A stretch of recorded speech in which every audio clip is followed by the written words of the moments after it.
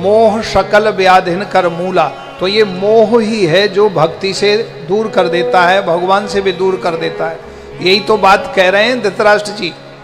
धृतराष्ट्र कह रहे हैं महाराज मैं धर्म को भी जानता हूं, अधर्म को भी जानता हूं। धर्म में मेरी प्रवृत्ति नहीं है और अधर्म से मैं निवृत्त नहीं हो पा रहा हूं। कारण जब वो दुर्योधन मेरे सामने आ जाता, मेरा बेटा, तो मैं उससे मोह करता हूं, उससे बहुत प्रेम करता हूं।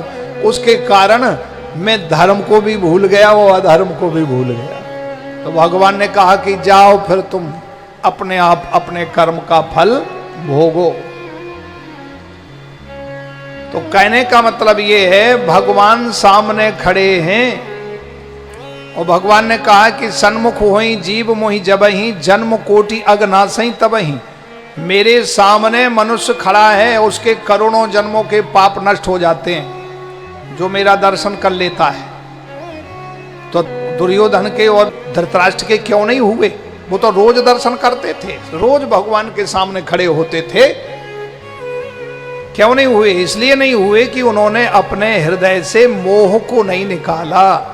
पुत्र मोह है, धन से मोह है, राज सिंहासन से मोह है। इसलिए जब तक ये मोह हृदय से नहीं निकलेगा तब तक भगवान क्या, भगवान के पिता भी खड़े रहें तो भी कल्याण होने वाला नहीं है। इसलिए मोह सकल व्याधिन कर मूला। ये मोह ही है जो सभी सकल व्याधियों का मूल है। भगवान का नाम तो कल्याणकारी है, भगवान का स्वरूप कल्याणकारी है। जन्म कोटि अगनासई तबहि।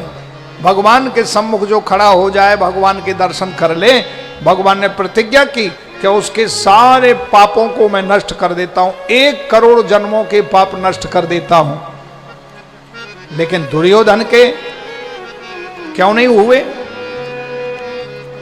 रावण के क्यों नहीं हुए? क्योंकि रावण कामासक्त है और दुर्योधन धन में आ सकते हैं, पद में आ सकते हैं, मोह है।